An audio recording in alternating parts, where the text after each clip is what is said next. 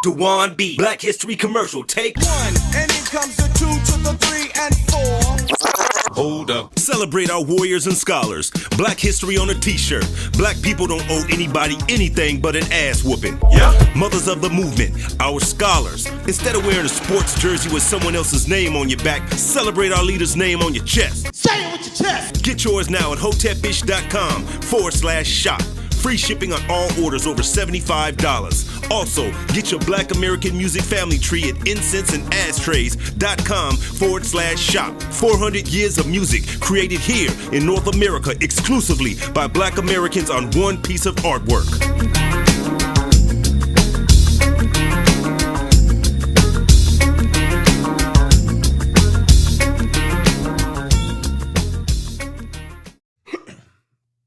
We here?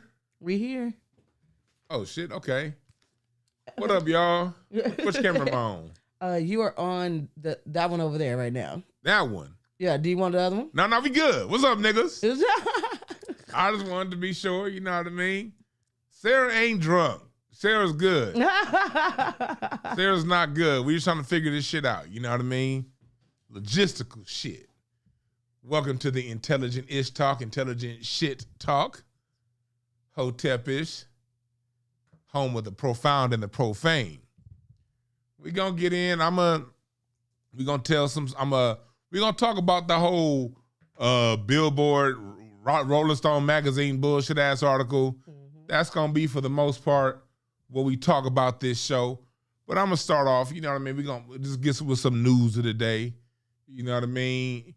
And I'm gonna go deeper in on this on my YouTube show tomorrow. But pull up the graphics, the screenshots.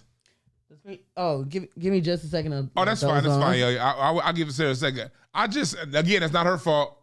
I just sent her that shit like 2 minutes ago. So I'll let you know when it's her fault, because when it's her fault, I want y'all to go all the way. Exactly. Clown the fuck out of her. But she don't deserve it. Not now. Yeah, nah, we good. We good. So yeah, we talking about that, what's going on. Well, in news of the day, the House the Republicans are fighting. If you want to see some good white on white crime, pull up CNN. The 118th House of Representatives cannot find a leader after 3 failed votes, and they up on the Senate Republican floor arguing and cussing and tussling and hustling. It goes to show you, man, look, internal fighting is just the thing. It's always gonna be there, but when the rubber meets the road, can you come together when it's time to actually get something accomplished? That's all that matters. People are always gonna fight. This country is always fought. These motherfuckers that run this country have always been criminals towards one another. Going back to when Vice President Aaron Burr shot and killed the president of the Treasury, Alexander Hamilton, because these niggas was hating on each other all goddamn day. The Burr-Hamilton feud was going on for like 10 years before they finally caught that fade. Like, Burr got mad at Hamilton because Hamilton didn't fuck with Burr. So when Burr ran for governor in New York, Hamilton hated on that shit and wouldn't let people loan him money and support him. And Burr got mad, was like, fuck you, Hamilton. And then Hamilton talking shit, yeah, I'm on the motherfucking, well, he wasn't on the what is Hamilton on, Sarah, what the 10 or the 5? I don't know. He don't, Alexander Hamilton on one of the motherfucking dollar bills. The 50? No, that's Ulysses Grant. Yeah. Oh, they said 10. Yeah, the Somebody 10. said 10. The man that created our financial system, which if you read J.A. Rogers' book, The 5 Negro Presidents, they talk about Alexander Hamilton and his mulatto mother from the Caribbean islands. Mm. But anyway. Then there's that. Barbados, to be exact. And that's why Hamilton couldn't be president, because he had a mom, but anyway, so anyway, Hamilton did that shit, and these niggas was fighting until one day they said, let's catch that fade, nigga. And Burr capped that nigga off. Clack hat, clack hat, clack hat.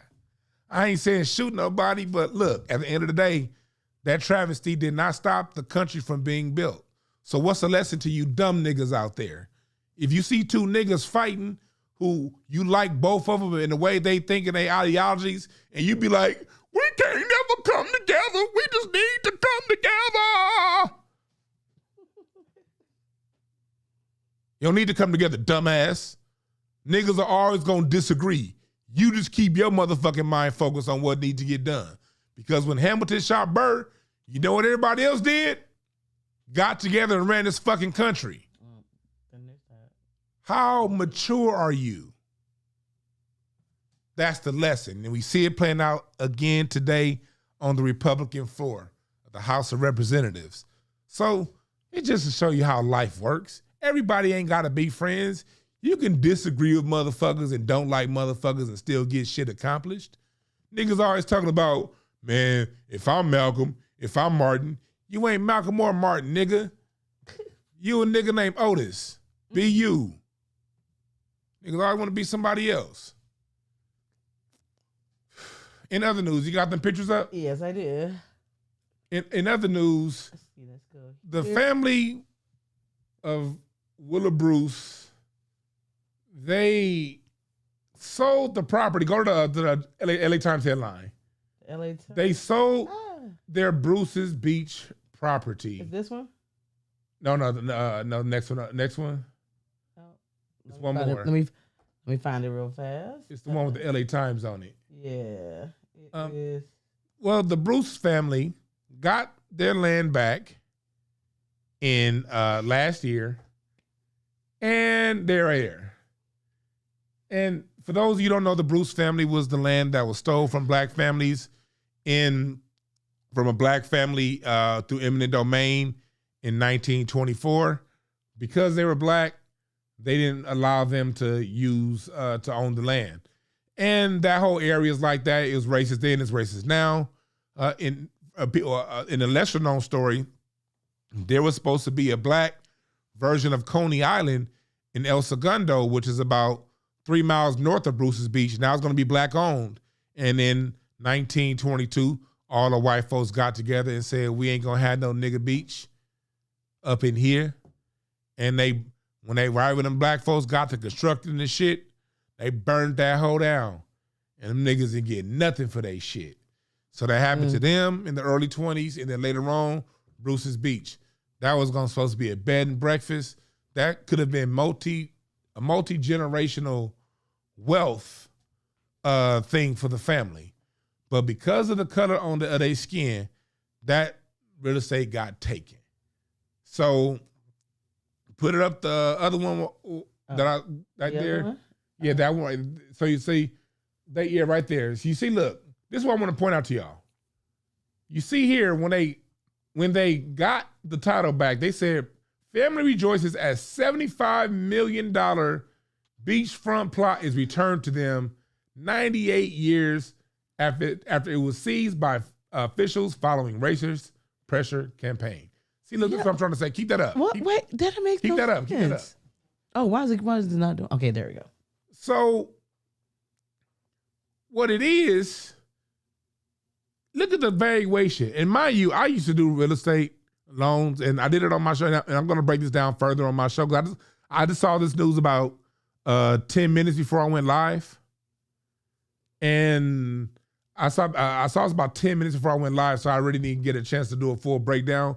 So I'm going to do a full breakdown tomorrow on YouTube. But here you see the black family got this land for $75. They say it was valued at $75 million.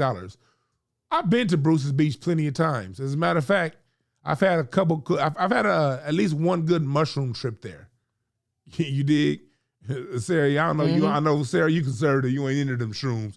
But when it's summertime, shit, take some shrooms at about, and I'm not a doctor, but I've heard, and this is my experience, take some shrooms at about 5 o'clock in the summertime. They're going to really start to hit at about 6:30. Go to Bruce's Beach, and you see the sun setting over the water, and it be warm. And then you be on them shrooms, the water be like, woo, woo, woo. That shit be dancing to the beat of your music. Shit. I love Bruce's Beach. But the way those houses are subdivided over there, they built 3 and 4 story, usually 3-story homes on very small plots of land. And those houses over there go for an average of $7 million each. And the closer you get to the beach, the higher the value. The value raises by about $2 to $3 million for every block you get close to the beach. So once it's built up, that's over $1 billion worth of real estate once it's developed. Now, I do understand Manhattan Beach and the way them motherfuckers be acting over there. You probably won't get the loans and the funding needed to develop the land. I get it. But put that back up, Sarah. How did it go? Because I think that personally, just when I cut that land up, it looks more close to $150 to $200 million worth of land to me. But they said $75 million. What's the date on that? July 22nd, 2022. Now go to the headline of today back at the LA Times, Sarah, please.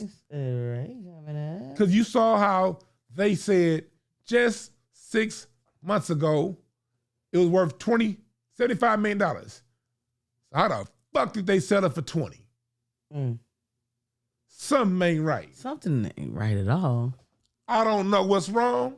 I'm not saying I got the answers to it all. But I am saying, raising the people's eyebrow at that one. Damn. Anyway, in our story, and I'll go deeper on that. You know, I am at Dewan B on all my social media platforms. Follow me here on Caffeine at Dewan B. Follow my at Dewan B here on Caffeine. Follow my Discord at Dewan B. Follow the YouTube at Dewan B. Twitter at Dewan B. Instagram at Dewan B. YouTube at Dewan B. Pretty soon, DewanB.com. Hey. Makes it easy. Makes it easy. It does, doesn't it? You be motherfucker, they be like, follow me over here. I'm Moopty-Wham. And over there, I'm Moopty-Wham, Boomty-Bam. Like, okay, but, okay. All right. So, yeah. Anyway, we gonna break that down deeper tomorrow. And because I gotta I want to study more of the sale itself and get into the terms so I can be right and exact. Because when I bring y'all information, I respect you niggas enough to at least be accurate. Do a player fuck up sometime? Hell yeah, I fuck up. And I'm going to keep fucking up. But the truth is, I do my best to be right and give you guys some entertainment along with it. And although a nigga fuck up, I appreciate y'all for keep listening. And I appreciate the chat room, even though I don't be taking calls and shit like that, because I really don't want to talk to y'all. I was playing. I do. Sarah, we going to talk to them one day. Okay. We going to talk to them one day. We gonna talk. We gonna do that. So yeah, but yeah, the Billboard magazine, Rolling Stone magazine, same shit. Two people that have done more to harm black music than do good for it. Those publications are created to break down our art to the people who are the mass consumers, and that's middle America. But like Parliament Funkadelic said, make my funk the P-Funk. I want my funk uncut. Make my funk the P-Funk. I wants to get funked up. I want the bomb. I want the P-Funk. Don't want my funk undone. Make my funk the P-Funk. I wants to get funked up. What does that mean? Actually, George Clinton was singing about cocaine when he said that. But it was a double and triple entendre. Anywho. What he was saying is, culturally as a people, we like our shit undiluted. And when our music gets distributed to the masses, it has to be a little more diluted to cross over. And mainstream, Billboard and Rolling Stone, these are the people who come up with these fake things called genres to make music seem like it's separate. Well, over here is rock and roll. Over there is the blues. And over there is funk. And then hip hop is over here. And nowadays, these niggas so goddamn dumb, they trying to make it seem like hip hop was just created on its own in 1974. What the fuck? And YouTube audience, y'all need to follow Caffeine. We're going to be on YouTube for like another 20 minutes. But then we're going to go to Caffeine because on Caffeine, I'm playing the music. Can't do that on YouTube, y'all. So y'all going to switch. So you may as well switch over to Caffeine now because as I get deeper into this, we're going to play some live music examples of what good singing really is. Well, anyway, music, the genres from the artist's perspective are just different expressions of one man's emotion, one woman's emotion. When you go back to the roots of our music back in the 30s and the 40s and the 50s, even in the 60s and the 70s, back when black music was mostly was distributed by black-owned record companies, because we've always had black-owned record companies. People always want to be like, well, what we need to do is create our own. We've been doing that since day one, dummy. And that's how R&B, that's how bebop, that's how all of our different forms of music took off through black independent radio labels, record labels. And of course, you'd always have white owned record labels that were invested that primarily only did black-owned labels. And usually the white people who own black labels, they did not get treated favorably within white society.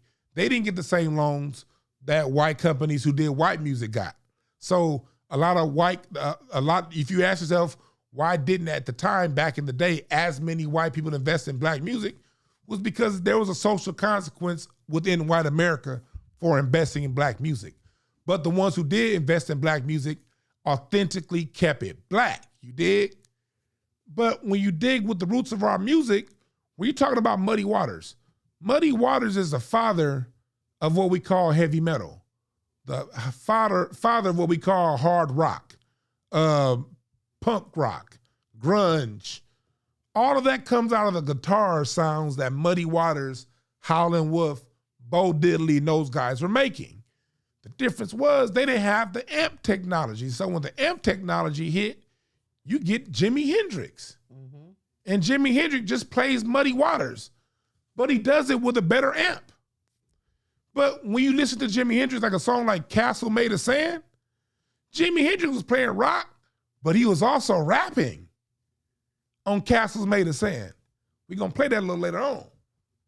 See? It's not as separate as you think. When you look at the old chitlin circuit, for a typical night on a chitlin circuit would be Pigmeat Markham, one of the fathers of rap music. Here comes the judge. Here comes the judge. Yeah.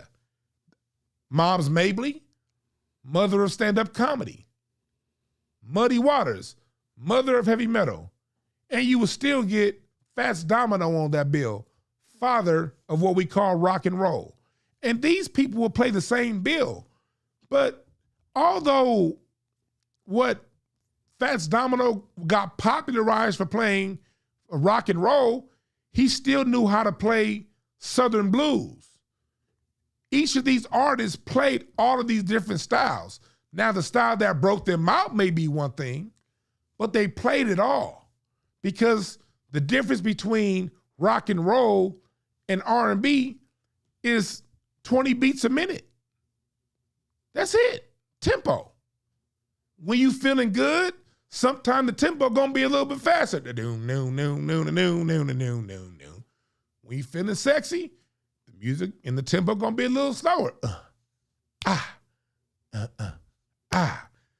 It's just a different expression of the same shit.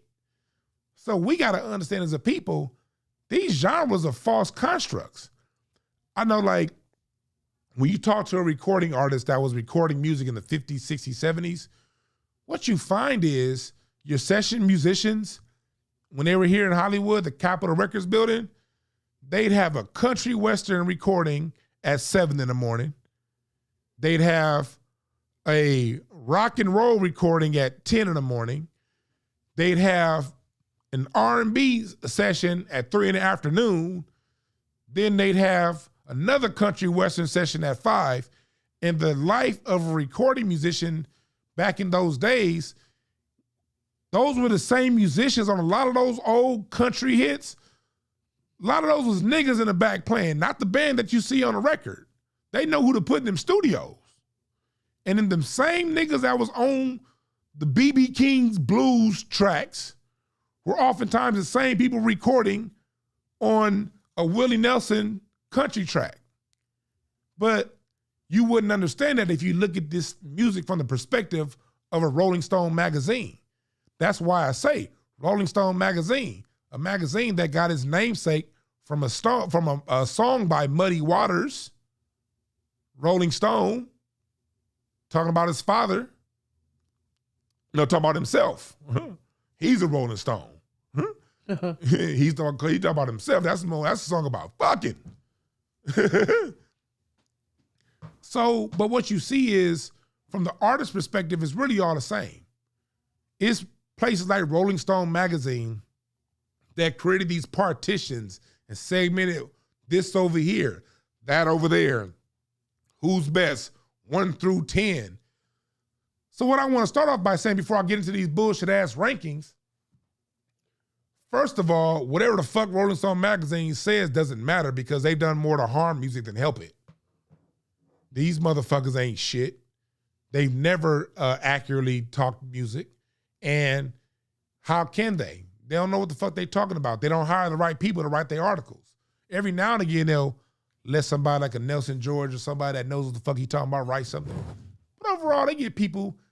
I don't want to sound racist. Huh? Okay. I don't want to sound racist. I don't want to sound like I'm marginalizing any group. But if you take it that way, not my problem. Can't nobody who ain't black break down our music. Every now and again, you'll get an exception. But I'm going to say it. Outside of an exception here and an exception there, if it don't come from you, you can't break it down. You can lightly say some things. You can say some stuff over here from a technical point of view. You can give an opinion. But as far as the validity of your opinion, if you don't come from the soil, it doesn't matter. And why do I say that, Rolling Stone magazine? Because the ball has been in your hands for 60 fucking years, and you've never honored it. You've never totally honored the music. All you've done was use your publication to shit on niggas and to elevate motherfuckers and put them. They had an article on one time, I think it was on, what was that? I think they were talking about like, they done at one point saying Van Halen eclipsed Jimi Hendrix. They had an article talking about Steven Tyler done Jimmy. Every 2 years they got a new white boy that's better than Jimi Hendrix.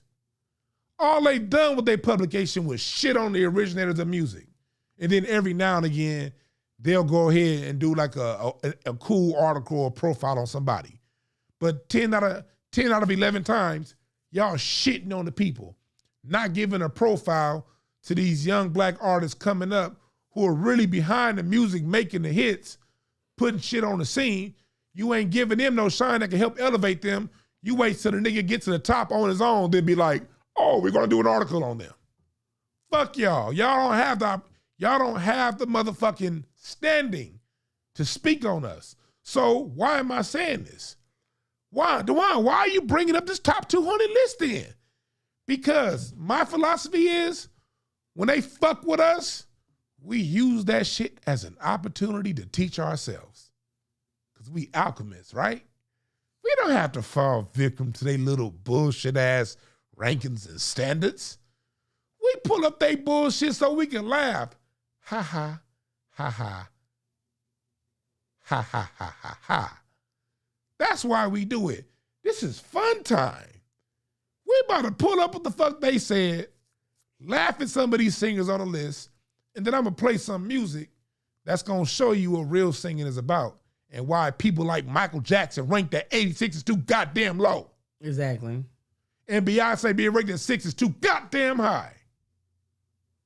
and why John Lennon is even on the motherfucking list. Thank you. If you don't get that Peanuts gang looking overrated motherfucker out my face. It's a. I'm sorry. I was going to say something. So we take what they say and we have fun with it. So before we flip over to YouTube, pull the list up, Sarah. Okay. And then we're gonna flip off YouTube. Okay, this list is kind of okay. The Rolling Stone list is nothing but like they have pictures and graphics and all kind of other. I mean, in writing and stuff. All so that I went shit? to this list at the Chive because it has it one, and then it goes to the they only give you a certain amount of pictures. So you want to go for number one or? I wanted to go from the bottom up. Oh, where you want to start? Sorry. Okay, let's start. Go all the way to the bottom, to the last one. Oh, and then we're gonna go whatever the last one is. We on the fly with this shit. All right, and I don't even know who this person is. That's number 200. Who the fuck is that? Rosalia. They got now you keep scrolling. Glenn, Billy English, Burna Boy. Wait, Billy English all the way at the bottom like that? Hold on, they got Brandy at 193, and now Brandy was not the greatest singer. Kelly Clarkson saying. Keep going. Whoa, this is weird. Look at this shit. Frank Ocean. Alicia Keys. Hold on. Ah! Jasmine Sullivan at 182. Get out of here. This is the same Jasmine Sullivan. Oh my God. If y'all can look this shit up on YouTube. She has a video of her singing at 11 years old where she burns the house down. See, let me tell y'all something about music. If you can flip it back to me, Sarah. We look. Y'all that's listening right now, flip on over to Caffeine because we're going to keep this going on and we're going to put some music in this. I wish I could keep you on YouTube, but YouTube don't let a nigga play music, all right? So y'all got to come over to Caffeine so we can play some music so I can get some vocal examples to what the fuck I'm talking about. Yeah. Flip on over to Caffeine right now at the Comedy Press. Follow at the Comedy Press. All one word. All one word. And Sarah, I know you done put it in the chat room. In the chat, I'm going to go ahead and put it follow me personally at the YB, but follow the Comedy Press in the chat room. So click on that motherfucker.